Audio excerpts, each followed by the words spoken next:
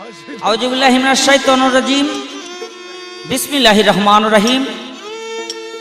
সর্বপ্রথম পরম করুণাময় আল্লাহ পাকের দরবারে আমার লাখো কোটি শুকরিয়া আদায় করে আজকের এই মহতি মাহফিলে যারা উপস্থিত হয়েছেন সকলের কাছে আমি আমার ভক্তিপূর্ণ শ্রদ্ধাঞ্জলি রেখে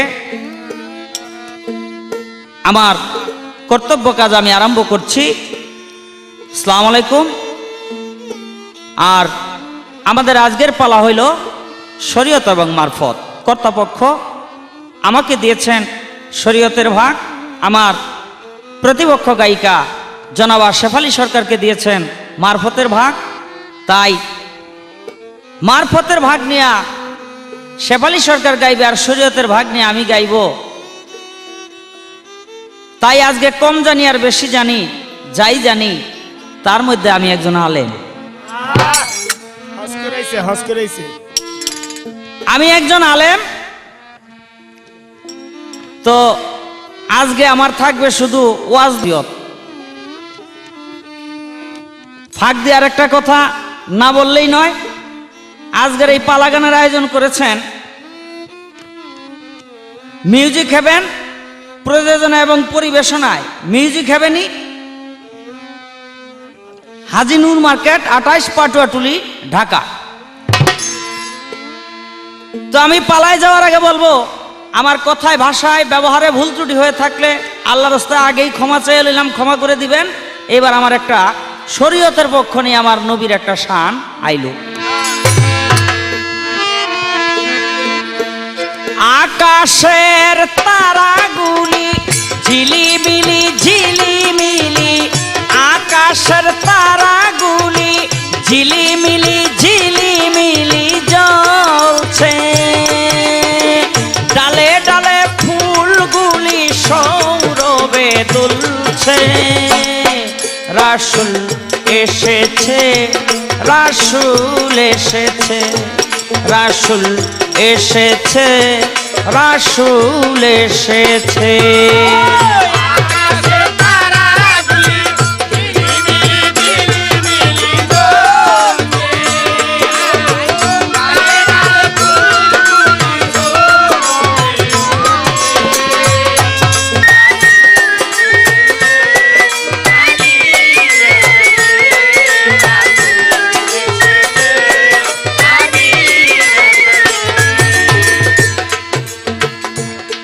আকাশের তারাগুলি ঝিলিমিলি ঝিলিমিলি জ্বলছে, ডালে ডালে ফুলগুলি সৌরভে দোলছে। রাসূল এসেছে, রাসূল এসেছে। আমার নবী করিম সাল্লাল্লাহু আলাইহি সাল্লাম জন্মগ্রহণ করলেন। সম্পর্কে আমার নবীর চাচা ছিলেন আবু তালেব, আপন চাচা। আমার রাসূল দুনিয়ার ভিতরে সর্বপ্রথম পাও রাখলেন। কোন কোন মতে বলে তিনি হাত রাখলেন, আবার কোন কোন মতে বলে তিনি পাও রাখলেন। কারণ সেদিন আসমান আর জমিন ঝগড়া করতেছিল। আসমান বলতেছিল, ইয়া রাসূলুল্লাহ আপনি আমার ভিতরে আসেন, আমার বুকে আসেন। জমিন বলতেছিল, ইয়া রাসূলুল্লাহ আপনি আমার বুকে আসেন। তাই সেদিন রাসূল জমিনে পাও রাখলেন আর আসমানে হাত রেখে সান্ত্বনা দিলেন, আমি তোমার বুকেও একদিন আসব। আমার রাসূল দুনিয়ার ভিতরে আসলেন। রাসূলের ঘরে আবু তালেবের এক দাসী ছিল দাই রূপে। আবু তালেবের সেই দাসী আবু তালেবকে মক্কা ঘরের সামনে গিয়ে সেই ঘোষণা দিল, সুসংবাদ দিল, মনিব আপনার ছোট ভাই আব্দুল্লাহর ঘরে মা আমেনার উদরে একটি সন্তান ভূমিষ্ঠ হয়েছে, ছেলে সন্তান। পূর্ণিমার চন্দ্রের মতো তার মুখ, সমগ্র এলাকাটা যেন আলোতে ভরে গেছে, নূরের আলোতে। সেদিন আবু তালিব বলেছিল, তুমি এত বড় একটা সুসংবাদ আমাকে দিলা, তার বিনিময়ে আমি তোমাকে কি দিতে পারি? আমি তোমাকে দিয়ে দিলাম। তোমাকে কিভাবে দেওয়া যায়? আরবের ভিতরে ছিল একটি প্রথা, মানুষ মানুষকে বাজার হতে ক্রয় করে এনে দাসী রূপে ব্যবহার করত।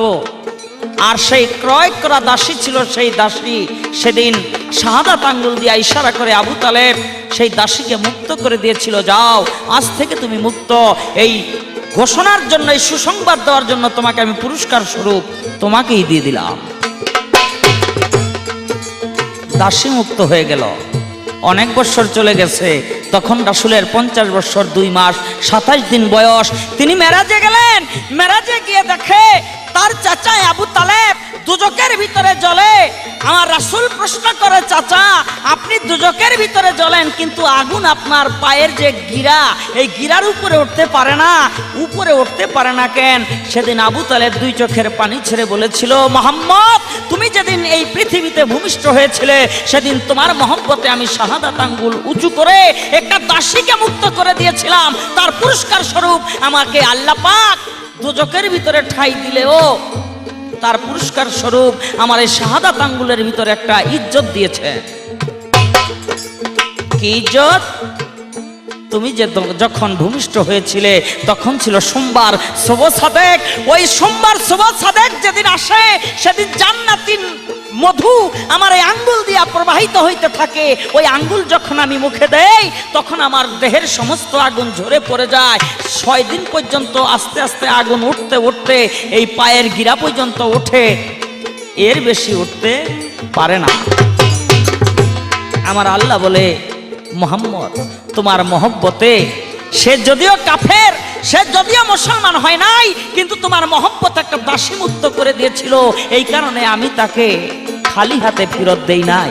সে যদি একটিবার কলেমা পড়তো আমি আল্লাহ তারে জান্নাতের মেহমান বানায় রাখতাম। তাই আকাশের তারাগুলি ঝিলিমিলি ঝিলিমিলি জ্বলছে, ডালে ডালে ফুলগুলি সৌরভে দুলছে। রাসূল এসেছে, রাসূল এসেছে। আমার রাসূলের মহব্বতে সমগ্র দুনিয়াটা সেদিন আলোকিত হয়ে উঠেছিল। এই জন্য কবি এই গানটি লিখেছে।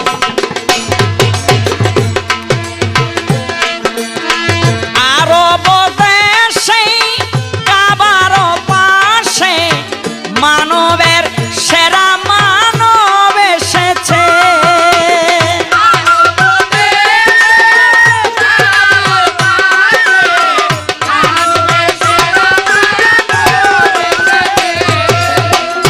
আমেনার কুলে চন্দ্র দোলে, পাখিরা ডালে ডালে গান ধরেছে।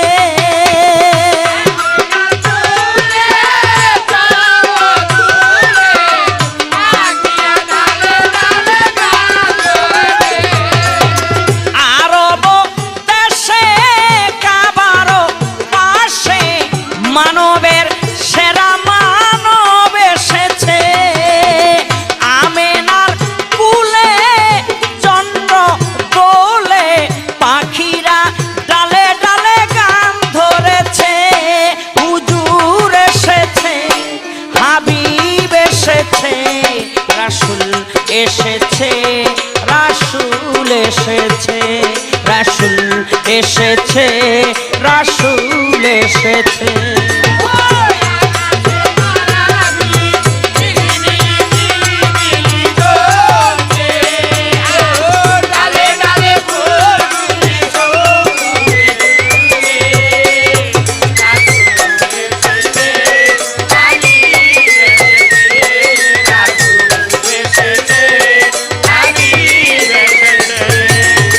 ধন্য ধন্য হয়েছে, ধন্য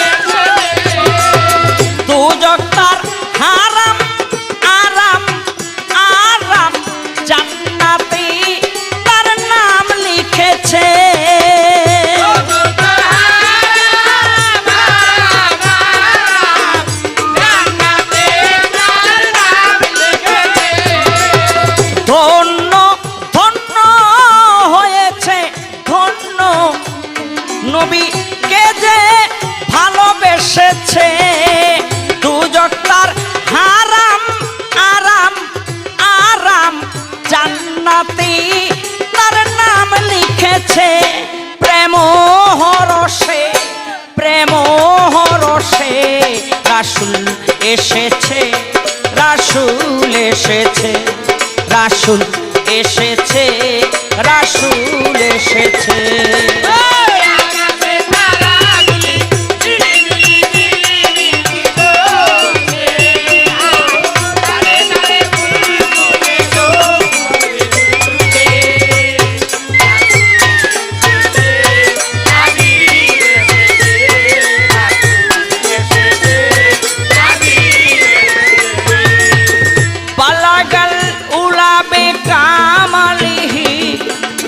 কাসাফাত যাবে জামালিহি, হাসানাত জামিউ খিসালিহি, সাল্লি আলাইহি ওয়া আলিহি। বালাগাল উলাবে কামালিহি, কাসাফাত যাবে জামালিহি, হাসানাত জামিউ খিসালিহি, সাল্লি আলাইহি ওয়া আলিহি। নবীর কদমে লুটিয়ে চুমে, নবীর প্রেমে যে মজেছে,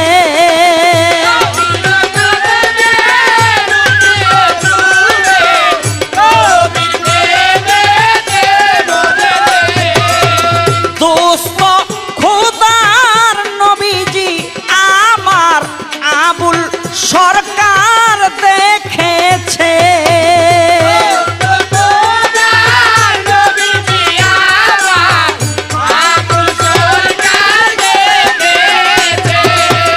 নবীর কদমে লুটিয়ে চুমে, নবীর প্রেমে যে মজেছে, দোস্ত খোদার নবীজি আমার আবুল সরকার দেখেছে।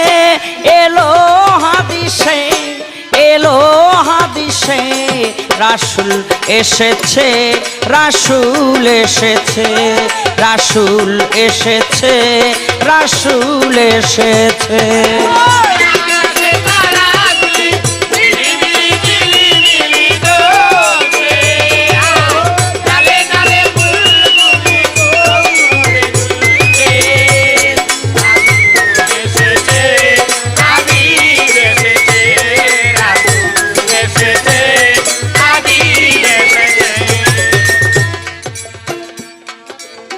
শরীয়ত মারফতের গান চলবে সবাকারে। আমি আজকে শরীয়ত গাইব শেফালি সরকারে। মারফত লইয়া বাবা যাইবে কিন্তু গাইয়া, প্রথমবারে দুই এক কথা যাইব জিগাইয়া। প্রথমবারে দিয়ায় আমি যাইব লারা সারা, শেফালি সরকার করবে জবাব হইয়া এইবার খাড়া। আমার সর্বপ্রথম জিজ্ঞাসা থাকবে, শরীয়তের একটা ধর্মগ্রন্থ আছে, যেই ধর্মগ্রন্থের নাম হলো কোরআন। এটা সংবিধান। আল্লাহ পাক বলছেন এটা হলো পূর্ণাঙ্গ জীবন বিধান। আমার ধর্মের একটা ভিত্তি আছে, ভিত আছে, পঞ্চটি স্তম্ভ আছে, কলেমা, নামাজ, রোজা, হজ, যাকাত। আমরা কলেমা পড়ে ঈমান আনি, নামাজ পড়ে রোজা করি, যাকাত আদায় করি, হজ করি। এলো পাঁচটা স্তম্ভ আমার শরীয়ত। কিন্তু আমি একটু জানতে চাই, তোমার মারফতের সংবিধান কি? তোমার মারফতের গ্রন্থে যদি থাকে তার নাম কি? আমরা তো নামাজ, রোজা, হজ, যাকাত আদায় করি, তুমি কি করো? এ আমার সর্বপ্রথম একটা জিজ্ঞাসা রইল। এই একটার ভিতরে একটা আস্তে আস্তে টের পাইবেন। আরব দেশে কাবারো পাশে মানবের সেরা মানব এসেছে।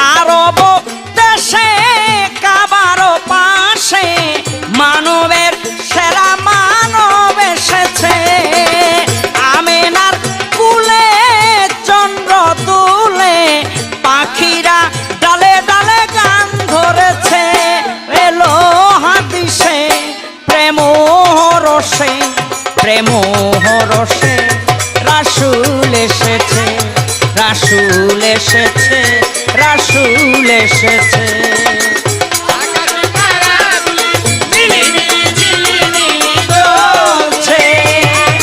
ডালে ডালে ফুলগুলি সৌরভে তুলছে, রাসূল এসেছে, রাসূল এসেছে, রাসূল এসেছে, রাসূল এসেছে, রাসূল এসেছে, রাসূল এসেছে।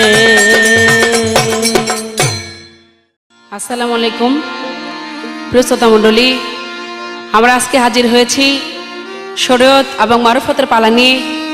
আমার প্রতিপক্ষ শিল্পী বাংলাদেশের গুণী এবং জ্ঞানী শিল্পী জনাব শাহ আলম সরকার সাহেব, তিনাকে দেওয়া হয়েছে শরীয়তের পালা, আর আমি শেফালি সরকার, আমাকে দিচ্ছেন মারফতের পালা। তো এই পালা আমরা করতেছি। এই পালা গান প্রযোজনায় পরিবেশনায় মিউজিক হ্যাভেন, হাজি নূর মার্কেট, 28 পাটুটলি, ঢাকা। তো আমার প্রতিপক্ষ শাহ আলম সরকার সাহেব, তিনি শরীয়তের পালা নিয়ে আমার রাসূলের শান গাইলেন। একটা বিষয় কি, রাসূলের শান করেছে খুব সুন্দর। তো এই বিষয়ে আমার কথা থাকবে, পরে বলবো। তো তিনি পালা নিয়ে আমার কাছে মারফতের পালা সম্পর্কে কিছু কথা রাখলেন। মারফতের দলিল কি, কলেমা কি, রোজা নামাজ কি, শরীয়তের যেমন ভিত আছে, তো মারফতের এরকম আছে কিনা। তো যদি বলতে চাই, যেমন উনি শরীয়তের ইসলাম ধর্ম, বা ইহাকে শুধু শরীয়তের নাকি মারফতের। আসলে ভাই, আল্লাহকে পাইবার জন্য 4টা স্তর, 4টা রাস্তা, যথা শরীয়ত, তরিকত, হাকিকত, মারফত। আপনার জেনে নেওয়া উচিত শরীয়ত আসলে কি জিনিস। শিক্ষার স্তরে শরীয়ত হলো প্রাইমারি স্কুল, তরিকত হাই স্কুল, হাকিকত কলেজ, মারফত হলো ইউনিভার্সিটি। ওই দৃষ্টিতে আপনি হলেন প্রাইমারি স্কুলের ছাত্র, আমি হইলাম ভার্সিটির ছাত্র। তো অতএব আপনার লেখাপড়া আমার লেখাপড়া এক নয়। যদিও আমি প্রাইমারি পাশ করে হাই স্কুলে গিয়েছি, তারপরে কলেজ এখন আছে এই মারফত যথা ভার্সিটিতে। ততএব আমিও নামাজ রোজা করেছি, হজ জাকাত করেছি, তবে আপনার করা আমার করা একটু ভিন্ন। তারপরে যেহেতু আমার মারফতের দলিল চেয়েছেন, সেই অর্থে আমি বলতে চাই, একটা গান এখানে এসে গেল। তা আমি শেফালি সরকার এই গান সব মঞ্চে গাই না, বিশেষ বিশেষ মঞ্চে গিয়ে থাকি। যেমন আপনার শরীয়তের এই যে পাতার কোরআন তৈরি হয়েছে, 30 পারার কোরআন, এই কোরআনটা কিভাবে তৈরি হলো? এটা তো আর আল্লাহ রাসূলের হাতে 30 পারার কোরআন করে অক্ষরগুলো এইভাবে দেওয়া যায় নাই। এগুলা কে করেছে? এই যে মানুষ যে অক্ষর তৈরি করলো, এই কোরআনটা কি 30 পারার একটা আকারে মানুষের কাছে পৌঁছায় দিল, এটা কে সৃষ্টি করেছে? মানুষ তৈরি করেছে। কেমন করে? এই মানুষের দেহের অঙ্গ প্রত্যঙ্গগুলোকে লক্ষ্য করে এই কোরআনের মধ্যে আলিফ, বা, তা, সা, জিম, হা এমনি করে 30টা অক্ষর তৈরি হয়েছে। যেমনি করে এই যে বৈজ্ঞানিক বিজ্ঞানরা প্লেন, উড়োজাহাজ তৈরি করলো, উহা কিভাবে? ওই যে আকাশের মধ্যে পাখি দুটা ডানার মধ্যে ভর করে তারা উড়তে থাকে, তারা এটা দেখে গবেষণা করেছে যে মানুষ ওইভাবে উড়ার কোনো ব্যবস্থা আছে কিনা। তাই পাখিকেও দেখে যেমন এরোপ্লেন সৃষ্টি করেছে বৈজ্ঞানিক, তেমনি করে এই মানুষের দেহ থেকে লক্ষ্য করে সে গবেষণাগার বা গবেষণা করে মানুষ কোরআন তৈরি করেছে, অক্ষর তৈরি করেছে। সেই বিষয়ের উপর আমার একখানা গান। আগুন পানি বাতাস দিয়া, আগুন পানি বাতাস দিয়া নূরের আলো জ্বালাইছে, মাটি দিয়া কোরআন বানাইছে, আল্লাহ মাটি দিয়া কোরআন বানাইছে।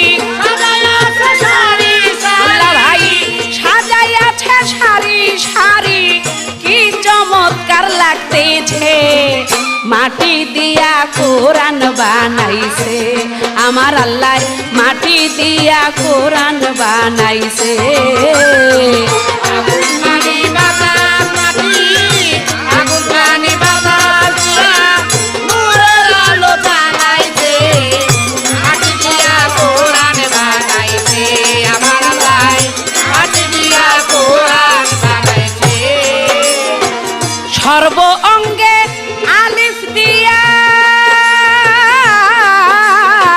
সর্ব অঙ্গে আলিফ দিয়া বেহরফে মুখ বানাইয়া সর্ব অঙ্গে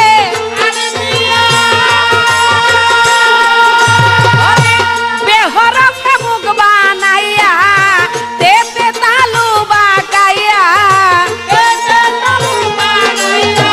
তেতে তালু বাকাইয়া সেতে সের বসাইছে মাটি দিয়া কোরআন বানাইছে আমার আল্লাহ মাটি দিয়া কোরআন বানাইছে আগুন পানি বাতাস দিয়া আগুন পানি বাতাস দিয়া নূরের আলো জ্বালাইছে মাটি দিয়া কোরআন বানাইছে আমার আল্লাহ মাটি দিয়া কোরআন বানাইছে ও মন জিমে জিব্বা হে তেহার ডাল জাল তুই কর্ণের ধার জিমে জিব্বা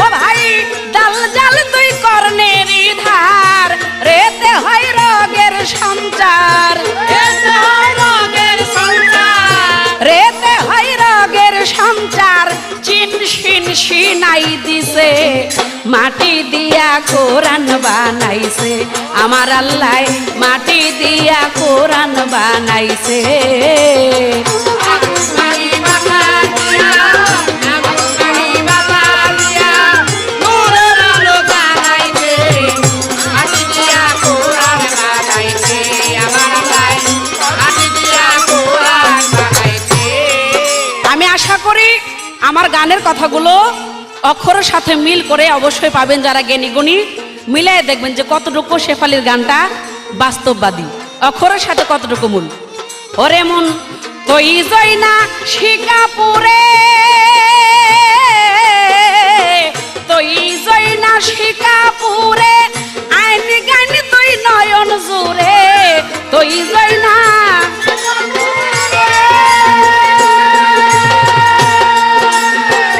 আইন গান তুই নয়ন জুড়ে কাফেতে কলিজার গোরে কাপড়ে কলিজার গোরে ভাই কাফেতে কলিজার গোরে বড় কাফ নাবির নিচে মাটি দিয়া কোরআন বানাইছে আমার আল্লাহ মাটি দিয়া কোরআন বানাইছে আগুন পানি বাতাস দিয়া আগুন পানি বাতাস দিয়া নূরের আলো জ্বালাইছে মাটি দিয়া কোরআন বানাইছে আমার আল্লাহ মাটি দিয়া কোরআন বানাইছে 30 হয় পাতার কোরআন 30 হয় পাতার কোরআন 40 হয় দেহ কোরআন 30 হয় দাদারে 40 হয় দেহ কোরআন তর্কে কি আর হয় রে সমান কাছে কি আর হয় রে ও সামান ভাই তর্কে কি আর হয় রে সমান 10 বেশি দিছে মাটি দিয়া কোরআন বানাইছে আমার আল্লাহ মাটি দিয়া কোরআন বানাইছে আগুন পানি বাতাস দিয়া আগুন পানি বাতাস দিয়া নূরের আলো জ্বালাইছে মাটি দিয়া কোরআন বানাইছে আমার আল্লাহ মাটি দিয়া কোরআন বানাইছে মইনুদ্দিন কয় শোন রে সুবহান এই মানুষ আল্লাহর সৃষ্টির প্রধান মইনুদ্দিন কয় মাই ভান্ডারীর মইনুদ্দিন কয় শোন রে সুবহান এই মানুষ আল্লাহর সৃষ্টির প্রধান কালি কলম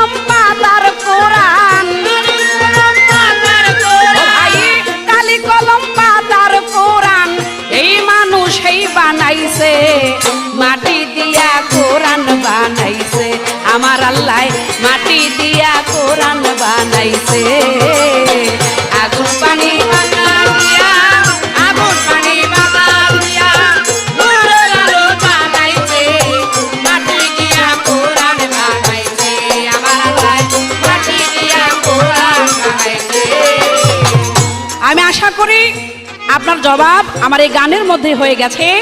ওই পাতার কোরআনে 30 হরফ, আর এই মানুষের মধ্যে 10টা বেশি, যথা চক্ষু কর্ণ নাসিকা 10টা ইন্দ্রিয় শক্তি, যথা বলার শক্তি, চলার শক্তি, ধরার শক্তি, শ্রবণ করার শক্তি। এমনি করে এই 10টা শক্তি ওই কোরআনের থেকে বেশি এই দেহ কোরআনের। আমি এই দেহ কোরআন যদি পাতার কোরআনকে ধরা হবে, আমি ধরে যদি পড়ি তাহলেই পড়া হবে। এই মানুষের জন্য কোরআন এসেছে, কোরআনের জন্য মানুষ আসে নাই।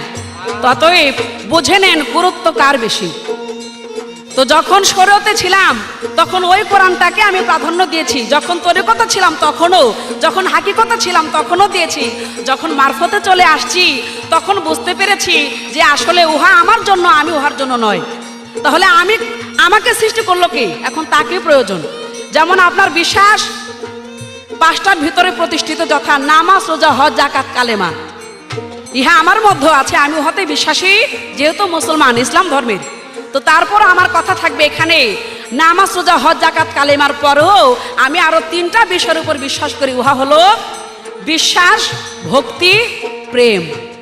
আমার আল্লাহর প্রতি আমার বিশ্বাস আছে, শুধু বিশ্বাস থাকলেই হবে না, তার প্রতি ভক্তিও থাকতে হবে। তাই আমার মারুফতের পীর ফকির, ওলিয়া উলিয়া, তারা আমার প্রভুকে, আমার আল্লাহকে দেখে শুনে ভক্তি করে তারপরে তাকে ভক্তি দেয়। শুধু ভক্তি দিলে হবে না, তার সাথে প্রেম সৃষ্টি করতে হবে। যে প্রেম সৃষ্টি করেছিল ওই যে এক পাখি, আমার আল্লাহর নাম হলো ইয়া করিম। এক পাখি, সে বলে ইয়া করল, ইয়া করল, ইয়া করল। মুসা নবী বলে, ও পাখি, তুমি তো আমার মাওলার নাম ভুল বলতেছ। বলে, কি বলতেছি? বলে, তুমি যে ইয়া করল বলো, আমার প্রভুর নাম তো এটা না। বলে, কি নাম?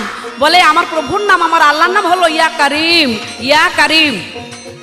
তো যখন মুসা নবী ওই পাখিকে কথা শিখাইতে চলে গেছে, কিছু দূর যাওয়ার পরে ইয়া করলও ভুলে গেছে, ইয়া কারিমও ভুলে গেছে। এখন পাখি সে আল্লাহর প্রেমে এমন ভাবে মজে ছিল, ওই দুটা নাম ভুলে যাওয়ার পরে সে ওই গাছের ডালের সাথে মাথাটাকে ঠোকাইতেছে মরে যাওয়ার জন্য। আমার আল্লাহ বলে, মুসা, তুমি তো রাস্তায় ভুল করে এসেছো। বলে, কি? বলে, তুমি যে ওই পাখিটাকে আমার নামটা শুদ্ধ করে দিলে, তাতে তো তুমি অমঙ্গল করেছো। বলে, মাওলা, আমি তো ঠিকই করেছি, তোমার নাম ও ভুলভাবে ডাকতেছিল, আমি শুদ্ধ করে দিলাম। ও বলতেছিল ইয়া করল, আমি ওকে শিখাই দিলাম ইয়া করিম। বলে, মুসারে, ও যে আমাকে ইয়া করিম বলে ডাকতো, তাতে আমি ওই নামের মধ্যে একটা মজা পাইতাম। আমাকে যে ওই নামে ডাকতো, তাতে ওর মধ্যে আমার মধ্যে একটা প্রেম সৃষ্টি হয়েছিল। তুমি তো ভুল করেছো, যাও তাড়াতাড়ি ওকে ওই আগের নামে শিখাই দিয়ে আসো। তাই আমার মারুফতের ফকিরা আল্লাহর সাথে ওই প্রেম সম্পর্ক আমরা গড়ে তুলি। বিশ্বাস, ভক্তি, প্রেম, এই 3-এর সমন্বয়ে গড়ো ফ্রেম। এবং ওই ফ্রেমে তুমি তোমার আল্লাহর ছবিকে বসায় সচোখে দেখে শুনে আল্লাহর কারণ করো। এটা হলো আমার মারুফতের মত। আর শরীয়ত মত হইল ওই যে আল্লাহ একজন আছে, দেখার দরকার নাই, আল্লাহ হাজির নাজির আছে, খালি জানি সেজদা করলাম। তবে রে ভাই, একটা কথা আছে, না করিলে নিশান সই, গুলি তুমি ছুড়বে কই, ধরবে কিসে পাখি ওই, তোমার বারুদ নষ্ট বন্দুকে। তোমার পাখি হইলো এই দিকে, তুমি যদি ওই দিকে গুলি ছুড়ো, তোমার কি পাখি শিকার হবে? হবে না। তা আশা করি প্রথম আপনি বুঝতে পারছেন। এবার আমি ছোট করে জানতে চাইবো, এই যে আপনার শরতের পঞ্চবেনা, যথা নামাজ, রোজা, হজ, যাকাত, কালেমা, কলেমার পরে নামাজ, এই নামাজ সম্পর্কে আমার জানার ইচ্ছা। এই যে আমরা মুসলমানরা 5 ওয়াক্ত 5 জায়গায় নামাজ পড়ি, এর মধ্যে 17 রাকাত ফরজ, ফজর 2 রাকাত, জোহরে 4 রাকাত, আসরে 4 রাকাত, মাগরিবে 3 রাকাত, এশায় 4 রাকাত। আমার জানার ইচ্ছা, এই নামাজটা ছোট বড় হলো কেন? মানে বেশি কম হলো কেন? ফজর 2 রাকাত, জোহরে আবার 4 রাকাত। তো জোহরে যেহেতু 4 রাকাত, এই ফজরও 4 রাকাত হইতে পারতো, কিন্তু ওখানে কম, আবার জোহরে এসে বেশি, আসরে বেশি, আবার মাগরিবের সময় 3, এখানে আবার কমলো, আবার এশার সময় 4 রাকাত, এই জায়গা আবার বাইরে গেল। আমার জানার ইচ্ছা, এই নামাজ ছোট বড় যথা কম বেশি হইল কেন? আই মইনুদ্দিন কয়, শোন রে সুবহান, মইনুদ্দিন কয়, শোন রে সুবহান, এই মানুষ আল্লাহর সৃষ্টির প্রধান, কালি কলম পাতার কোরআন, কালি কলম পাতার কোরআন, কালি কলম পাতার কোরআন, এই মানুষ এই বানাই বানাইছে, মাটি দিয়া কোরআন বানাইছে, আমার আল্লাহ মাটি দিয়া কোরআন বানাইছে। আগুন পানি বাতাস দিয়া, আগুন পানি বাতাস দিয়া নূরের আলো জ্বালাইছে, মাটি দিয়া কোরআন বানাইছে, আমার আল্লাহ মাটি দিয়া কোরআন বানাইছে, আল্লাহ মাটি দিয়া কোরআন বানাইছে, আমার আল্লাহ মাটি দিয়া কোরআন বানাইছে। ধন্যবাদ শেফালী সরকার। আচ্ছা আমার প্রশ্নের জবাব করে কুপ্পা আমার কাছে প্রশ্ন করলেন একটা, কিন্তু একটা প্রশ্নই তার খুব জটিল। কি জটিল? যে 17 রাকাত নামাজ, ওয়াক্ত হইল 5টা, এই কোন ওয়াক্তের ভিতরে 2 রাকাত, কোন ওয়াক্তের ভিতরে 3 রাকাত, কোন কোন ওয়াক্তের ভিতরে 4 রাকাত, নামাজগুলি এরকম ছোট বড় হইল কেন? কয়া দেন, কয়া দেন। আমি তার জবাব করব, কিন্তু একটা কথা, আগুন পানি বাতাস দিয়া নূরের আলো জ্বালাইছে আল্লাহ, মাটি দিয়া কোরআন বানাইছে। এই যে 30 পারা কোরআন শরীফ, 6666টি আয়াত, এই যে কাগজের যে কোরআন, এই কোরআন তার কাছে ভালো লাগে নাই, মাটি দিয়া কোরআন বানাইছে। ও বাবারা, একটা কোরআনের পাতা আরবি লেখা, আরবি হরফ, এটা যদি রাস্তাঘাটে পড়ে থাকে কোন ক্রমে, তাহলে মানুষ ভক্তি ভরে ওই পাতাটা নিয়ে চুম্বন করে। কেন চুম্বন করে? এটা পবিত্র কোরআনের একটা অংশ। সুমায়া পানিতে হালায় আবার। কিন্তু এই যে দেহ কোরআন, এই যে মাটি দিয়া যেই কোরআন বানাইছে, এই কোরআন যদি মইরা পইরা থাকে 3 দিন পর পচা গন্ধ এলাকায় মানুষ থাকতে পারে না। কুত্তার আহার, কুত্তার আহার। আর শুধু কি তাই, আচ্ছা গোরস্থানের ভিতরে মানুষ মাটি দিয়া থুইলে ওইটা তাজা থাকতেই শিয়াল গিয়া খুঁজ ওই কোরআন খাইলায়। কুপ্পা। তোমার কোরআন হইল কুকুর শ্রীগালের খাদ্য। তাই কোন অংশেই তুমি প্রমাণ করতে পারবা না যে মাটির যে কোরআন, এই কোরআনই কোরআন। যদি তাই হয়ে থাকতো, তাহলে আল্লাহর রসুল বলতো যে এই পাতার কোরআনের চেয়ে তোমার দেহ কোরআন বড়। রাসূল কখনো সেই কথা বলেন নাই। বুঝে না, বুঝে না। কয় শরীয়ত হলো প্রাইমারি স্কুল, আর মারফত হলো ইউনিভার্সিটি। চেহারাটা দেখে রাখেন, ইউনিভার্সিটির ছাত্রী। হ্যাঁ মায়ো গো মায়ো। হ্যাঁ, হলো ইউনিভার্সিটির ছাত্রী। রাসূল কোন জায়গাটার ভিতরে কইছে, আল্লাহ কোরআনের কোন জায়গাটার ভিতরে কইছে যে শরীয়ত প্রাইমারি স্কুল? এটা মতলব, মতলব। রাসূল সারা জনম ইবাদত বন্দেগী করে পুরস্কার স্বরূপ পেয়েছেন এই কোরআন, পুরস্কার স্বরূপ পেয়েছেন এই শরীয়ত, পুরস্কার স্বরূপ পেয়েছেন এই ইসলাম। এই ইসলাম প্রতিষ্ঠিত করতে তার রাসূলের সমগ্র জীবন তিনি ব্যয় করেছেন। কিন্তু মারফত প্রতিষ্ঠিত করার জন্য রাসূল কয়দিন রক্ত ঝরাইছে, কয়দিন কষ্ট করছে? না, আসলে শরীয়ত তোমার জীবনের পূর্ব মুহূর্ত থেকে মৃত্যুর পূর্ব মুহূর্ত পর্যন্ত তোমার শরীয়ত বলবৎ থাকতে হবে। ও বাবা, একটা সন্তান যখন পৃথিবীতে আসে, একটা মানুষ যখন পৃথিবীতে আসে, সর্বপ্রথম তার শরীয়তের বাক্য তার কানের ভিতরে দেওয়া হয় একটা আজান দিয়ে। সেই আজান হলো আল্লাহু আকবার, আল্লাহু আকবার। ওই কর্ণকুহরের ভিতরে সর্বপ্রথম শরীয়তের আজান দেওয়া হইল। আর মরণের সময় তার জানাজার নামাজটা পড়ে, তখনও শরীয়ত আছে। কবরের ভিতরে রাখে, সেই কবরের ভিতরে রাখার সময় একটা দোয়া পাঠ করা হয়। সেই দোয়া হলো মিনহা খালাকনাকুম ওয়া কি ওয়া ফিহা নুইদুকুম ওয়া মিনহা নুকরিজুকুম তারাতান উকরা। এই মাটি হইতে তোমাকে সৃষ্টি করা হয়েছিল, এই মাটিতেই তোমাকে রেখে গেলাম, আবার এই মাটি হইতেই তোমাকে হাসরের মাঠে একদিন উত্থিত করা হবে।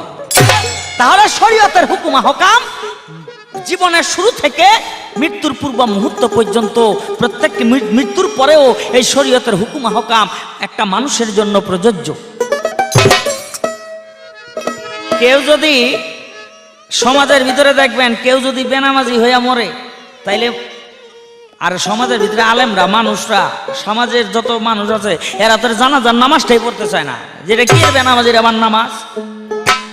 তাই তোমার ওই দেহ কোরআন থেকে আমার এই পাতার কোরআনের মূল্য অনেক বেশি, কারণ এই পাতার কোরআন আল্লাহ মাহফুজের ভিতরে লিপিবদ্ধ ছিল।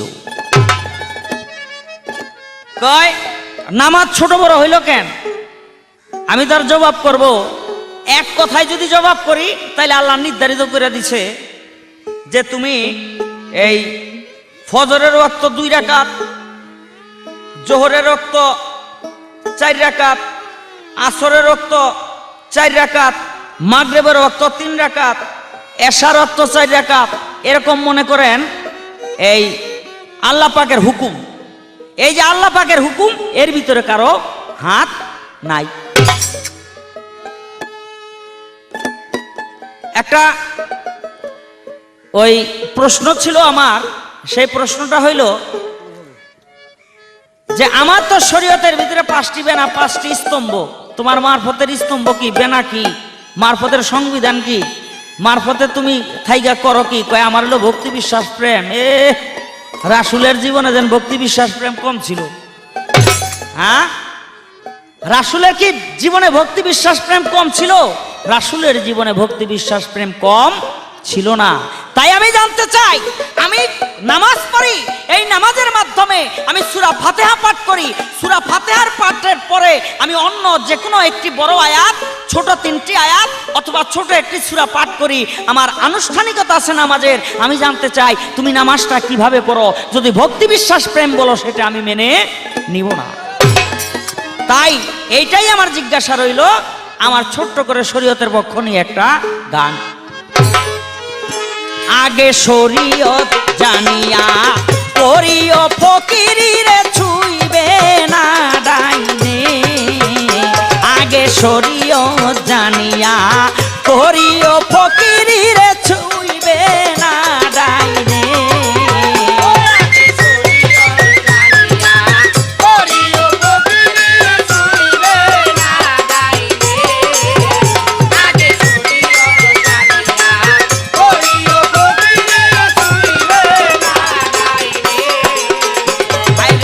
শরীয়ত জানিয়া করিও ফকিরি রে ছুইবে না ডাইনে। আগে শরীয়ত জানিয়া করিও ফকিরি রে ছুইবে না ডাইনে।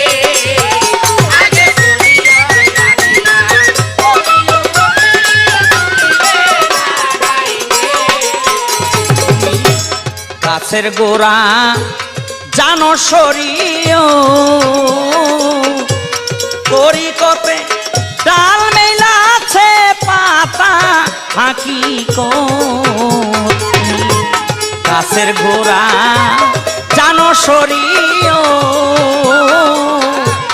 হাকিকতে ডাল মেলাছে তোমার পাতা তরিকত। তোমার মারফতে ফল ধইরাছে গো।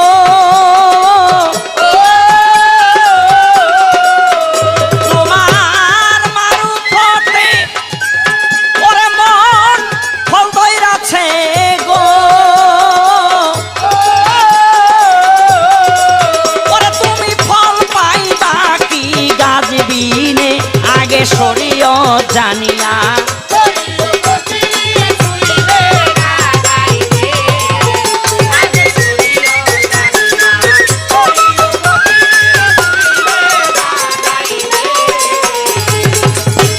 ফকিরা গো হাদিস দলিল নাই। নকশা পর্চা চেক বিহনে বলো কি আছে বড়াই। ফকিরা গো হাদিস দলিল নাই। আয় আয় নকশা পর্চা চেক বিহনে বলো কি আছে বড়াই। তুমি থাকলে পরে দেখাইও ভাই গো। ও তুমি দেখাইও ভাই গো। ও তুমি থাকলে পরে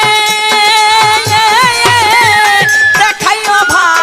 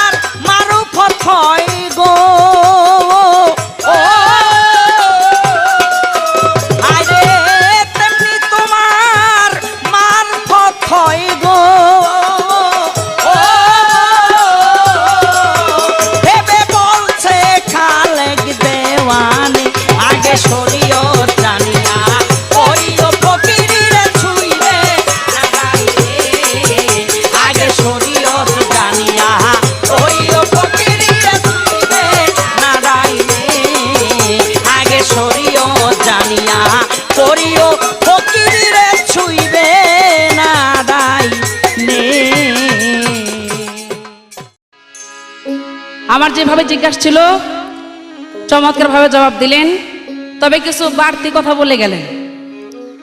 আমি বলেছিলাম যে মানুষের দেহ থেকে, অঙ্গ প্রত্যঙ্গ থেকে ওই পবিত্র কোরআনের অক্ষরগুলো সৃষ্টি হয়েছে। তার উদাহরণস্বরূপ আমি বলেছিলাম যেমনি করে বিমান তৈরি হয়েছে, পাখির যে উড়ন্ত অবস্থা, পাখি কিভাবে দুই ডানার উপর ভর করে আসমানে উড়ে, তাই বৈজ্ঞানিকরা গবেষণা করে তৈরি করেছে, তেমনি করে এই মানুষও ওই পাতার কোরআনের অক্ষরগুলো তৈরি করেছে। এখন উনি কয় যে তুমি তোমার এই দেহ কোরআনটাকে, পাতার কোরআনকে মূল্যায়ন না করে দেহ কোরআনকে মূল্যায়ন করলা, তোমার ওই দেহ কোরআন তো পচে গলে যায়, শ্রীকাল কুকুরের খাবার হয়, আর আমার ওই পাতার কোরআন মানুষের চুমা দেয়। ভাইরে, একটা বিষয় বুঝলেই কিন্তু হয়ে যায়। ওই যে পাতার কোরআনের যে আরবি অক্ষরগুলো, ওগুলা চুমাইকে আমার মতো একজন মানুষ, আমি যদি না থাকি, কোনো পাতার কোরআনকে চুমা খাইতে পারে না। আমি কিন্তু আগেই বলে গিয়েছি, এই দেহ কোরআন যদি পাতার কোরআনকে ধরা হবে, পড়া হবে, আর যদি আমি সারা জীবন ওই মসজিদের তাকে কোরআনটাকে রেখে দেই, কোরআনের কোনো শক্তি নাই আমি শেফালিকে পড়াই, আমি পড়া হবে, কথা কিন্তু ওই জায়গায় শেষ। তাই আমি বোঝাবার চেষ্টা করলাম যে মানুষের মূল্যায়ন আগে, ওই পাতার কোরআন মূল্যায়ন পরে। আপনি জেনে রাখেন, আমার রাসূলের ইন্তেকালের 98 বছর পরে এই কোরআনটা লিপিবদ্ধ হয়েছে। 30 পারার কোরআনটা 98 বছর পরে লিপিবদ্ধ হয়েছে। এর আগে কোরআনের আয়াতগুলা কোথায় ছিল, কিভাবে ছিল, কোথায় ছিল? উহা ছিল মানুষের হৃদয়ে। কোরআনে হাফেজ, এই কোরআনের আয়াতগুলো, সে হাফেজগুলো অন্তরের মধ্যে, মানুষের হৃদয়ের মধ্যে রেখেছিল। তারপরে এমনি করে আস্তে আস্তে সেই কোরআনের আয়াতগুলো পর্যায়ক্রমে কোরআনে রূপান্তরিত করা হয়। তো যাই হোক, এই পর্যন্ত আপনার কথা রাখলাম। তবে আপনি মানুষকে অপমূল্যায়ন করে কোরআনকে প্রাধান্য দিতে পারেন না। মানুষের প্রয়োজন আগে। আপনি একটা উদাহরণ আপনাকে দেই, যেমন আপনি নৌকার মধ্যে চড়েছেন, যখন নৌকা মাঝ নদীতে হঠাৎ করে নদী থেকে একটা ঝড় উঠলো, ওই নৌকার মধ্যে মানুষও আছে, পবিত্র কোরআনও আছে। এখন মানুষ যখন ওই ঝড়ের মধ্যে, নদীর মধ্যে পড়ে যায়, এক মানুষ কাকে বাঁচায়? আরেকটা মানুষকে। কোরআনকে বাঁচায়? কোরআনকে বাঁচায় না। মানুষকে বাঁচাইলে কোরআনের প্রয়োজন, মানুষ বাঁচলে কোরআন তৈরি করা যাবে, কোরআন পড়া যাবে। এই কোরআনটাকে তৈরি করেই তো মানুষ। ওই যে আগে বলছি, কালি কলম পাতার কোরআন, এগুলো তো মানুষই বানাইছে। অতএব আমি এই জায়গায় কথাটাকে ক্ষান্ত রাখলাম। তিনি আরেকটা কথা বলে গেলেন, যারা নাকি বেনামাজি, তাদের নাকি, তারা মারা গেলে নাকি সমাজের লোক তাদের পিছনে আসতে চায় না। তো বেনামাজি মানুষ খুব খারাপ হয়ে গেল। এখন যদি উচিত কথা কই যে বেনামাজিকে আপনারা দেখতে পারেন না, কিন্তু যে মরণ চাঁদের মিষ্টি তো খুব ভালো করে খাইতে পারেন। হ্যাঁ, ওই মরণ চাঁদ কয় রাকাত নামাজ পড়ে? মিলাদের শেষে নিজে তো 2টা খানি, আবার কোন যে আর 2টা মিষ্টি দেওয়া যায়নি। কে লেগে ভাই আমার ঘরে বিবি সাহেব আছে না, হুজুর নিয়ে আছে না, ওই হুজুরির জন্য আবার 2টা চায়া লইয়া যান। তো যে মরণ চাঁদের মিষ্টি এত মজা লাগে, হ্যাঁ কি 2 রাকাত নামাজ পড়েনি? এই মোল্লা কইলে তো কেবেন যে শেফালি সরকারের মুখ ভালো না। উচিত কথা কইতো। বেনামাজি যদি এতই খারাপ হইতো, গানের আগে আপনার কাছে প্রশ্ন করে আপনি বললেন তো, আমার নবী করিম সাল্লাল্লাহু আলাইহি ওয়াসাল্লাম এক বেনামাজির হারে চুম্বন করেছিল। আপনি বলবেন সেই বেনামাজির নাম কি, এবং তার হার আমার নবীর কাছে এত প্রিয় হইল কেন? দেখি কি বলে। একটা গান এসে গেল আমার। আমি বলেছিলাম যে নামাজ, রোজা, হজ, যাকাত, কালেমা বাঁধো। আমার 3টা বিষয় রয়েছে, যথা বিশ্বাস, ভক্তি, প্রেম আমার আল্লাহর প্রতি। বিশ্বাস, ভক্তি, প্রেম। হ্যাঁ, তুমি বললো তো যে আমরা যে শরীয়তের নামাজ পড়ি, সূরা কারাত, এই সমস্ত বাদ দিয়া তোমার মারফতের নামাজটা কি? আমার মারফতের নামাজটা কেমন আমার গানের মধ্যে শুনে নেন। ফকির মরলে বাতি জ্বলে, ও ভাই মোল্লা মরলে জ্বলে না, ভাই মুন্সি মরলে জ্বলে না, মানুষের মাঝে আল্লাহ আছে কানা মোল্লারা দেখে না।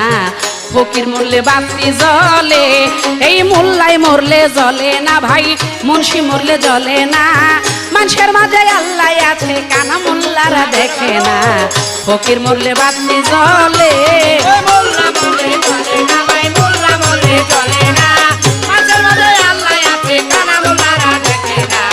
ফকির মরলে বাতি জ্বলে, ওরে মোল্লা মরলে জ্বলে না, ভাই মোল্লা মরলে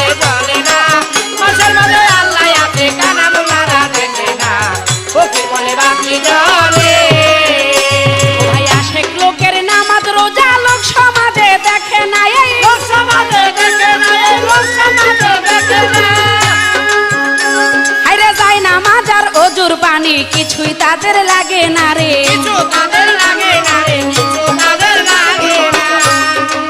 ভাই রে ভাই আশেক লোকের নামাজ রোজা লোক সমাজে দেখে না, এই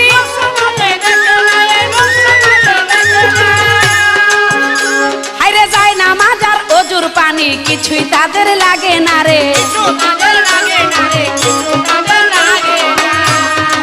ওরে শুধু বর্জক চিনি দিলে সাজদা, শুধু বর্জক চিনি দিলে সেজদা মাফ হইয়া যায় সব গুনাহ।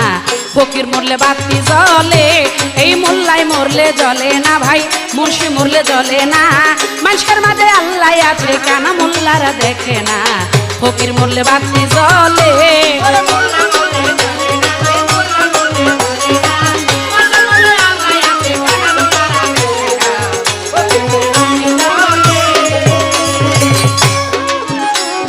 ওয়াশ করনি পাগল ছিল রাসূল প্রেমে দেওয়ানা রে, ও তাহার 32 দন্ত ফালাইল একটাও তো রাখলো না রে, ও শরীয়তওয়ালা ও মোল্লা সাহেব রাসূলকে ভালোবাসেন, দেখাইতে পারবেন কি রাসূলের প্রেমে আশেক হইয়া? এরকম 32টা না, কোন মোল্লা মুন্সি শরীয়তওয়ালারা একটা দাঁত ফালাইছে দেখাইতে পারবেন। আমার মারফতের একজন ফকির আল্লাহওয়ালা ব্যক্তি ওয়াশ করনি পাগলা আমার রাসূলের প্রেমে আশেক হইয়া তার মুখের 32টা দাঁতই ফেলে দিয়েছিল। আর আপনারা ওই মুখে শেখ ফরিদ বুগল তলা ইট রাখেন রেডি করে মারণের জন্য।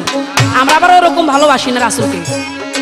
রাসূল করতো 70 তালের জুব্বা, আর আপনারা যে কি করেন উহা আপনাদের মধ্যে আপনারা লক্ষ্য করলে পাবেন যে রাসূলের চরিত্রের সাথে আপনাদের কতটুকু মিল। আমার নবী 7 দিন না খায় রয়েছে, আর আপনারা রমজানের দিন আসলে কথা তো আইসা পড়ে।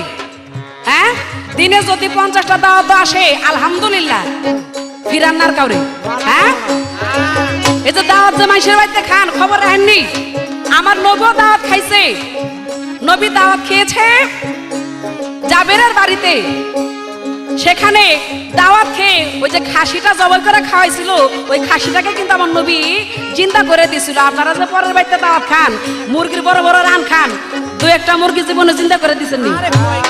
যদি না দিতে পারেন তাহলে খান কেন? হ্যাঁ,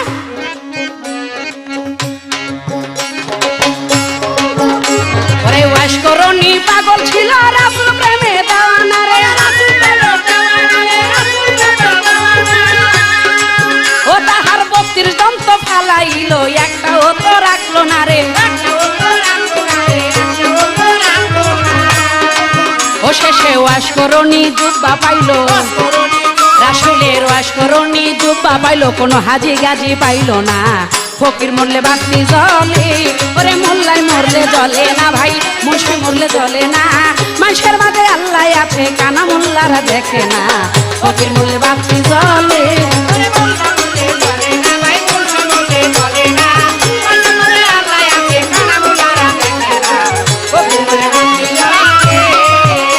ওরে মনসুর হেল্লাস পাগল ছিল সকলের আছে জানা রে, ও তারে কাইটা কাইটা টুকরা করে তবু ওই নাম ভুলে না রে, দাদারে মনসুর হেল্লাস পাগল ছিল সকলের আছে জানা রে,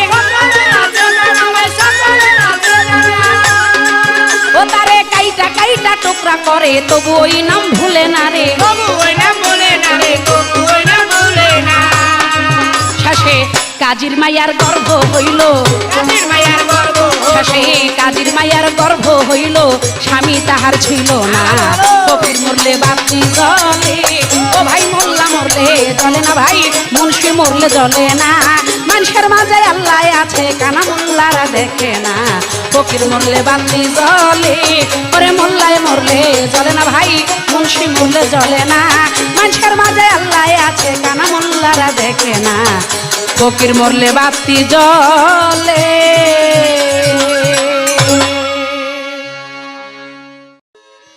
আমার প্রশ্নের জবাব করে আমার কাছে কয়েকটি কথা রাখলেন, তবে তার কথা ঠিক আছে তার অবস্থানে থাইকা,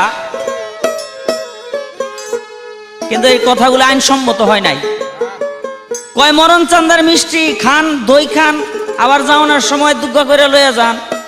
ইসলাম ব্যবসা বাণিজ্য, মুসলমান ও মুসলমান, হিন্দু খ্রিস্টান বৌদ্ধ সবার সাথে মুসলমানের ব্যবসা বাণিজ্য বৈধ করেছেন। কেউ যদি নগদ টাকা হালাল টাকা দিয়া হিন্দুর দোকানের হোক, খ্রিস্টানের দোকানের হোক, ইহুদির দোকানের হোক মিষ্টি কেন যাই কিনা খাইব, খালি হারাম বস্তু ছাড়া যা কিনা খাইব তাই তার জন্য হালাল। একটা গান গাইলেন, কয় ফকির মরলে বাতি জ্বলে, মোল্লা মরলে জ্বলে না। হ্যাঁ, মানুষের মাঝে আল্লাহ আছে, কানা মোল্লারা দেখে না। আস্তে ফকির মরলে বাতি জ্বলে, মানে ফকির মরলে এটাতে বাতি তো জ্বলবই, কারণ চতুর্দিকে বাতি জ্বালাই ওইটারে দেখা যায় না। আর রাসূল করিম সাল্লাল্লাহু আলাইহি সাল্লাম তার দরবার শরীফের ভিতরে, তার রওজা মুবারকের ভিতরে বাতি জ্বালানোর কোনো দরকার পড়ে না। কেন পড়ে না? সে নিজে একটা বাতি। বাতির সামনে কখনো বাতি লাগে না। তাই তোমাকে মতো যারা ফকির তাকে ওই অন্ধকারের ভিতরে পড়ে আসছে, ওই হাজারবার বাতি জ্বালাইলো দেখা যায় না, ওই খুঁজা পাওয়ার কোনো উপায় নাই। এই জন্য তোমাকে দরবারের ভিতরে বাতি লাগে, আর আমাকে মতো আলেম যারা তাগো দরবারে বাতি লাগে না। এই যে চকের মসজিদ, এই চকের মসজিদের দোতলার ভিতরে এক ইমাম সাহেবের, এক মাওলানার মাজার দোতলার ভিতরে দেখো তো একটা বাতি লাগেনি? ওখানে কোনো বাতির দরকার হয় না। বেনামাজির হারের আসল চুমা দিল কেন? কারণ আছে। আসলে সে বেনামাজি হইলে কি নামাজ পড়ার সুযোগই পায় না, নামাজ পড়ার সে সুযোগই পায় নাই। আমার রাসূলের এক সাহাবার নাম হলো মেয়ের নাম হলো সালমা। সালমার সঙ্গে এক ইহুদির ছিল ভালোবাসা। সেই ইহুদি এক যুবক আমার রাসূলের কথা শুনলেন যে তিনি দয়াবান, আমার রাসূলের কাছে চলে আসলেন যে আমি আপনার সাহাবীর মেয়ের সাথে আমার ভালোবাসাবাসি, কিন্তু আমি ইহুদি বলে আমার কাছে বিয়ে দিতে চায় না, তাই আপনার কাছে আমি আসছি। আপনি দয়া করে আপনার সাহাবীকে বলেন আমি যেন তার মেয়েকে বিয়ে করতে পারি, আমি আপনার কাছে মুসলমান হব। আমার রাসূল সেদিন উহুদের ময়দানে যুদ্ধে যাইতেছিলেন, সেই অবস্থায় যখন এই ঘটনা বললেন, রাসূল সাহাবীকে বললেন যে তোমার মেয়ে বিয়ে দিয়ে দাও, আমি যুদ্ধ থেকে ফিরে এসে তারা মুসলমান বানাইব। সে সালমাকে বিয়ে করে বাসর ঘরের ভিতরে গেছে। ওদিক দিয়ে উহুদের যুদ্ধ আরম্ভ হয়ে গেছে। ওই যুদ্ধের ময়দান থেকে যারা আসেন, ওই এলাকা থেকে তারা ওই ঘরের পাশ দিয়ে যায় যে ঘরে সালমাকে নিয়ে ইহুদি যুবক বাসর রাত্রি যাপন করে, ওই ঘরের পিছন দিয়ে যায় রাস্তা দিয়ে, আর বলে আল্লাহ রাসূলের সেদিন দুইটি দন্ত শহীদ হয়েছিলেন, সেই দন্ত শহীদের কথা ছড়াইয়া পড়লো যে রাসূল মারা গেছে। তারা বলতে বলতে যায় যে আল্লাহর নবী মুহাম্মদ মারা গেছে। আর ওই ইহুদি আশ্চর্য হয়ে গেলেন, তিনি চিৎকার দিয়ে উঠে গেলেন। তার বিবির সঙ্গে মিলিতরত অবস্থায় ছিলেন, সেই মিলনরত অবস্থা থেকে যে আমি যার জন্য আমার বিবিকে পাইলাম সে যদি দুনিয়ার ভিতরে না থাকে, তার প্রতিশোধ না লই আমি বিবির কাছে আর ফিরে আসবো না। তিনি যুদ্ধের ময়দানে গেলেন, একে একে 69 জন কাফেরকে হত্যা করে হাতের তরবারি দিয়ে রাসূলকে খুঁজতে আরম্ভ করলেন। খুঁজতে খুঁজতে দেখে যে রাসূল যুদ্ধের ময়দানের ভিতরে আছে ঠিকই, কিন্তু পিছন দিক দিয়ে এক কাফের তার গর্দানের ভিতরে তলোয়ার দিয়ে কোপ দিতে চায়, আঘাত করতে চায়। তাই আমার নবী করিম সাল্লাল্লাহু আলাইহি ওয়াসাল্লামের মহব্বতে সেদিন ওই হামজা গিয়া নিজের গলাটা বাড়াইয়া দিয়া নিজের কল্লাটা কাটাইয়া দিলেন। রাসূলের মহব্বতে তিনি রাসূলকে কাটতে দিলেন না। যুদ্ধ শেষ হয়ে গেল, লাশ গুনতে আরম্ভ করলেন। আমার রাসূল লক্ষ্য করে দেখে হানজালার দাড়ি দিয়া টপ টপ করে পানি পড়ে। সেদিন হানজালা এই পানি পড়া দেখে আল্লাহর দরবারে হাত তুলে রাসূল বলেছিল, হে পাক পরওয়ারদিগার, হানজালার দাড়ি বাইয়া কেন পানি পড়ে?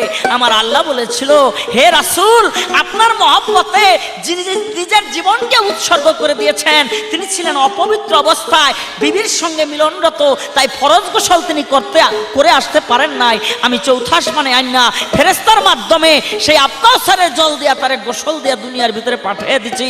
তারে মাটি মঞ্জিল করবেন, তার গোসলের প্রয়োজন পড়বে না। ওই বেনামাজির হার, আসলে তিনি নামাজ পড়ার সুযোগ পান নাই, কারণ রাসূলের হাতে আর মুসলমান হওয়ার সুযোগ পান নাই। তবু রাসূলের কাছে হাতে যে ঈমান এনেছিলেন, এই কারণে তিনি জান্নাতে চলে গেছেন রাসূলের মহব্বতকারী হিসেবে। আর সময় পাইলে, সুযোগ পাইলে তিনি অবশ্যই মুসলমান হইতেন। ওই বেনামাজির হার রাসূল একদিন চুম্বন করেছিলেন একটি কাকে। আমার রাসূলের উপরে সেই হাটটা ফেলেছিল। কয় নবী খাসি ধইরা খাইয়া জিন্দা করছে, তুমি পারোনি? পারম না কেন? আরে শেখ ফরিদ খাসি মুরগি খাইয়া জিন্দা করে দিছে, খাজা মঈনুদ্দিন চিশতি খাসি মুরগি খাইয়া জিন্দা করে দিছে, বরফির আব্দুল কাদের জিলানী খাসি মুরগি খাইয়া জিন্দা করে দিছে। খারা এবার উইটা কইতে পারে হেরা তো সব মারফতের। এই কি এর মারফতের? আমার বরফির আব্দুল কাদের জিলানী, শেখ ফরিদ, খাজা মঈনুদ্দিন চিশতি জীবনে এক ওয়াক্ত নামাজ কাজা করে নাই।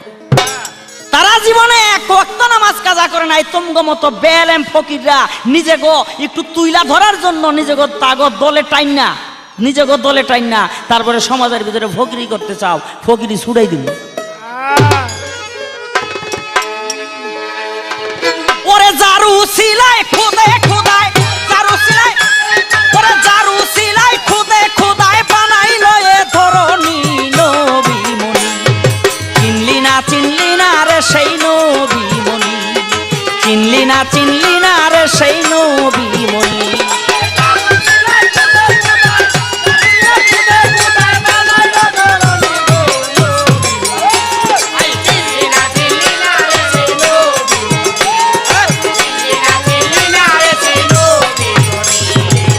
মক্কার শাসন কর্তায় আবু জেহেল নাম, একদিন সিপাই সৈন্য ডাইকা বলছে কে আছো জুয়ান? আরে কেবা তোমরা আছো বলো এমন বীর, ওরে কেবা কেটে আনতে পারো মুহাম্মদের শির? ওরে মুহাম্মদের শির কাটিয়া যে বাই আনতে পারে, আমি 10,000 স্বর্ণ মুদ্রা ইনাম দিব তারে।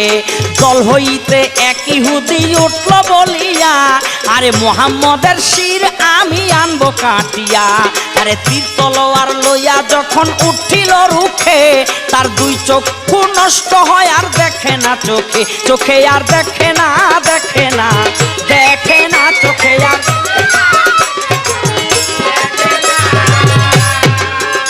আমার আল্লাহ কয় নবীজির সঙ্গে, ওরে আল্লাহ কয় নবীজির সঙ্গে করবা নাই কেউ দুশ্মনী নবী মনি। চিনলি না চিনলি না রে সেই নবী মনি।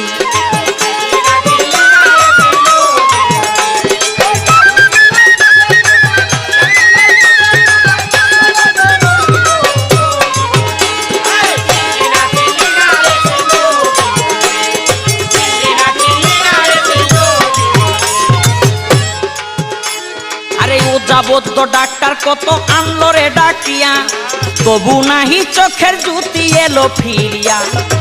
এইভাবে 7 বছর গত হইয়া যায়, এইভাবে 7 বছর গত হইয়া যায়। আরে মাইয়া তার ছিল একটা কান্দে হায় রে হায়, মাইয়ারও কান্দনে কান্দে আল্লাহরই মন। একদিন রাত্রে তারে দেখাইলো স্বপন, স্বপন দেখিয়া মাইয়া বাবার কাছে বলে, আপনি বাবা হুকুম দিলে যাবো আমি চলে। ভালো একজন হেকিমের পাইছি ঠিকানা, বাবাই তারে হুকুম দিল হইল রওয়ানা। নবীর কাছে যাইয়া বলছে সকলই খুলে, মাপ করেন ঠাই দেন আপনার চরণের তলে। নবী তখন কিছু মাটি লইয়া নিজের হাতে, দোয়া কইরা দিল তখন ওই না মেয়ের হাতে।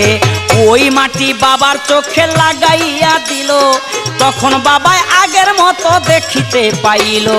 বাবাই বলে বলো গো মা বলো আমার ধারে, এমন দয়াল কে বাই এলো এই ভব সংসারে। মায়াই বলে লাগাইয়াছি মুহাম্মদ রাসূল, আপনার চোখে লাগাইয়াছি তার চরণের ধুল।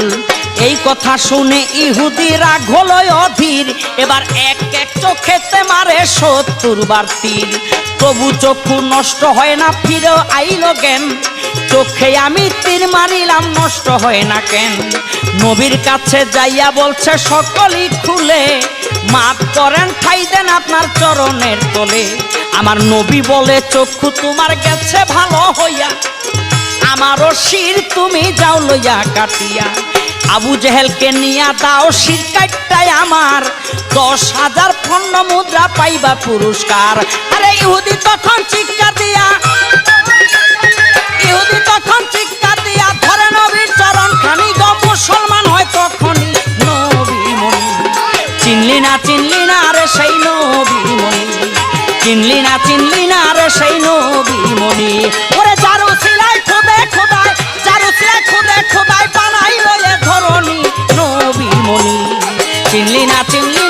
সেই নবীমণি, চিনলি না রে সেই নবীমণি।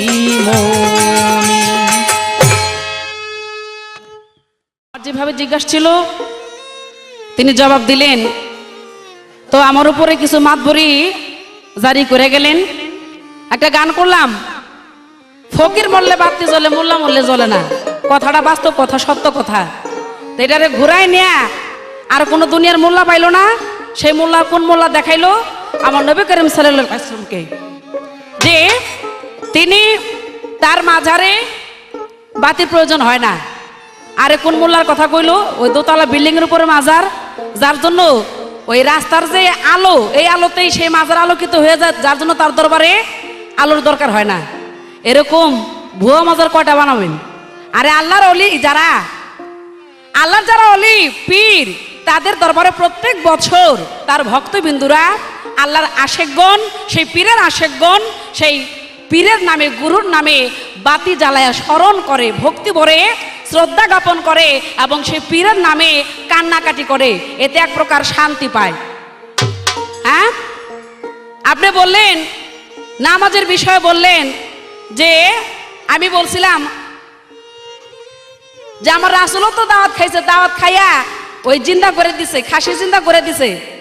কয় এরকম চিন্তা তো খাজা বাবা করছে, বড় পীর করছে। তার মানে কি বড় পীর কাঠমোল্লা নাকি? খাজা বাবা কাঠমোল্লা? হ্যাঁ, আরে কয় কি এ কথা ভুল বললেন। গায়ের জোরে, কয় পাঁচার জোরে আপনি পাহাড় ঠেলেন না, বুঝছেন নি মোল্লা সাহেব? বড় পীর, খাজা বাবা, ওয়াশ করণী, মনসুর হেল্লাজ, শাহজালাল, শাহপরান, শাহ আলী বাবা, কদম মস্তান, এরা হইল পীর ফকির, এরা কোনো কাঠমোল্লা না। খবরদার, আপনি পালাই জিতার জন্য এই ধরনের কথা বললেন না। আরে আপনারা তো নামাজ পড়েন, ফজরে পড়েন, আবার কিছুক্ষণ বন্ধ রাখেন, আবার জোহরে পড়েন, আবার কিছুক্ষণ বন্ধ রাখেন। আল্লাহ নামাজ পড়ার হুকুম দিছে, আপনারা যে বন্ধ করেন, এই বন্ধ করার হুকুমটা কই পাইলেন? আর আমার মারুফাতের ফকির হযরত বড় পীর এক অজুতে 40 বছর পর্যন্ত নামাজ পড়ছে। আপনারা ওই নামাজ পড়েননি? হ্যাঁ, বড় পীর মায়ের গর্ভে থেকে কোরআন 18 সেপারা কোরআন মুখস্থ করছে। উনি হলো মারফতের খনি, আর উনি কয় বড় পীর নাকি শরীয়তের কাঠমোল্লা। এই সমস্ত কথা শৈলে সহ্য হয় নাকি? হ্যাঁ, কথা যুক্তি সহকারে বলতে হবে রে ভাই।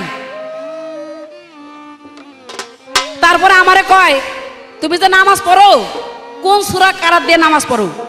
আমি বলতে চাই, আমার নবী করিম সাল্লাল্লাহু আলাইহি ওয়াসাল্লাম যখন মেরাজে গেলেন, মেরাজ থেকে 5 ওয়াক্ত নামাজ আনলেন, ইহার আগে কি নবী নামাজ পড়ে নাই? পড়ছে। কোথায় পড়ছে? ওই যে হেরা গুহায়। ওখানে তো কোনো সূরা ছিল না। যেমন আপনি সূরা ফাতিহা পড়েন, সূরা ইখলাস পড়েন, এমনি করে সূরা পড়েন। আর আমার নবী যে হেরা গুহায় নামাজ পড়তো, তখন তো সূরা সৃষ্টি হয় নাই। নবী কি নামাজ পড়ে নাই? কিভাবে পড়ছে? আল্লাহর তরফ থেকে আয়াত আসে নাই? ওই আয়াতের মাধ্যমে যেমনি করে পড়ছে, আমরা ফকিররাও ওইভাবেই পড়ি। আরবিতে কয় সালাত কায়েম করো, ফার্সিতে কয় নামাজ পড়ো, আর বাংলায় বলে সৃষ্টি হইয়া স্রষ্টাকে স্মরণ করো। আমরা সেটাই করি। কিভাবে করি? দেওয়ান সাহেবের একটা গান আছে, গানের মধ্যে আমি আপনাকে বোঝাই। তো একটা কথা আপনি বলে গেছেন, আগে শরীয়ত জানিয়া করো ফকিরি, নাইলে ঘুরাবে নাকি শয়তানে। না রে ভাই, ফকিরকে কখনো শয়তান ঘুরাইতে পারে না। ওই শয়তান ফকিরের ইশারায় ঘুরে। আপনি জানেন না, ওই যে একজন ফকিরকে শয়তানে পানি গরম করে দিতে ওযু করার জন্য, নামাজ পড়ার জন্য। আপনি কি তার কথা জানেন না? শুধু কি তাই নাকি? যদি এগুলা বলতে যাই, ফকির যে কত গুণা বলি রে ভাই, আপনার এই শরীয়তের মোল্লা মুন্সি এই ফকিরের কাছে আসতেই পারবেন না। আপনার শরীয়তের একজন মোল্লা ওই যে শয়তানের ফেরে পড়ছিল, নাম তার আবু শামা, উমর কাজীর ছেলে, যার জন্য তার শরীয়তের বিচারে 101টা ডলার বাকি হয়েছিল এবং 70টা মারার পরে সে মরে গিয়েছিল, বাকি 31টা ডলার তার কবর উপরে মারছে। এরকম শয়তানের ফেরে কিন্তু কোনো ফকির পড়ে নাই। পড়ছে কে? মোল্লাই পড়ছে। এই দেহ পিঞ্জরে বসাইয়া খোদারে, কাতরে করো রে তার প্রার্থনা। এই দেহ পিঞ্জরে বসাইয়া খোদারে, কাতরে করো রে তার প্রার্থনা। এমন সুন্দর তোর দেহ মসজিদ ঘর, এমন সুন্দর তোর দেহ মসজিদ ঘর, খালি ফেলে কভুরে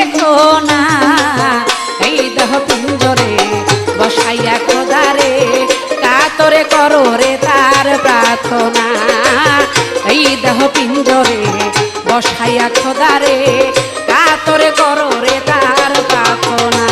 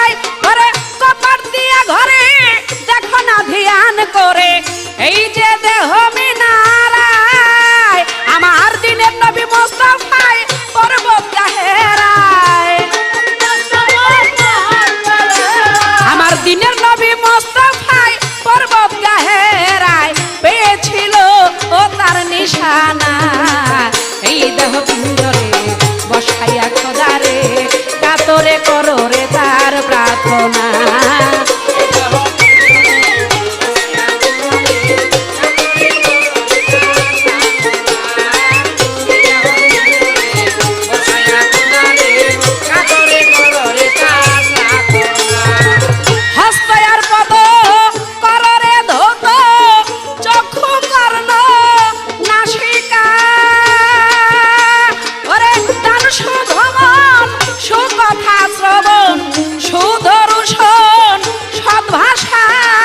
মন পরিষ্কার হইলে তোমার আমার, মন পরিষ্কার হইলে তোমার আমার ওজোর দরকার লাগে না। এই দেহ পিঞ্জরে বসাইয়া খোদারে কাতরে করো রে তার প্রার্থনা।